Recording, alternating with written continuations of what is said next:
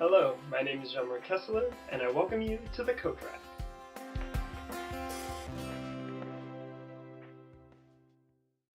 I invite you to read with me from Genesis chapter 8, starting in verse 1. Then God remembered Noah, and every living thing, and all the animals that were with him in the ark. And God made a wind to pass over the earth, and the waters subsided. The fountains of the deep and the windows of heaven were also stopped, and the rain from heaven was restrained. And the waters receded continually from the earth. At the end of the 150 days, the waters decreased. Then Noah built an altar to the Lord, and took of every clean animal and of every clean bird, and offered burnt offerings on the altar. And the Lord smelled a soothing aroma.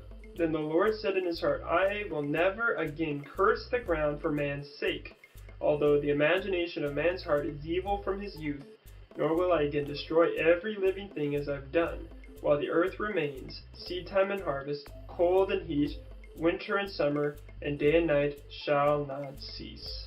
So after 40 long days of stormy weather and flooding, after 150 days of the ark floating 22 feet above the highest surrounding landscape, God remembers Noah and says, it's time to get back to life. And so he sends his wind, the same Hebrew word translates also as spirit breath. So imagine God going, drying up the land. And then finally Noah gets out of the ark. And the first thing he does is he takes of his clean animals and he sacrifices them to God. Now in Leviticus chapter 11 verse 47, we see that clean animals mean they're suitable for eating. Unclean animals are not suitable for eating. So these essential members on the ark that could have been for Noah's benefit, he says, no, Lord, I want to offer them to you first. I want to thank you for protecting me and my family. And it says a soothing aroma comes up to God. Just like when I'm in my living room and I put in my favorite music and I relax and unwind, this praise, this thankfulness is coming and soothing God. Why? Because in Genesis chapter 6, and I'll put in the link in the description below of Corrupt to the Core, but God went down to earth and his heart got wrenched. It got wrenched because of how the people were behaving. But yet Noah is actually being thankful, thinking about God first instead of himself. And it soothes God's heart. And he says, I will no longer curse the land for man's sake, and I will no longer destroy the earth as I've done with this flood. And this is important. Why? Because in Genesis chapter 3 verse 17 we see when Adam disobeyed God, he said, I have to curse the ground for your sake. You can't just get food, you need to now work hard for it. And then when his son Cain murders his brother, and that's not how God wants us to act with being violent. He said, your punishment as a farmer is that you will not get any produce from your work, no matter how hard you try. And that is in Genesis chapter 4 verse 12. And I encourage you to look these two passages up.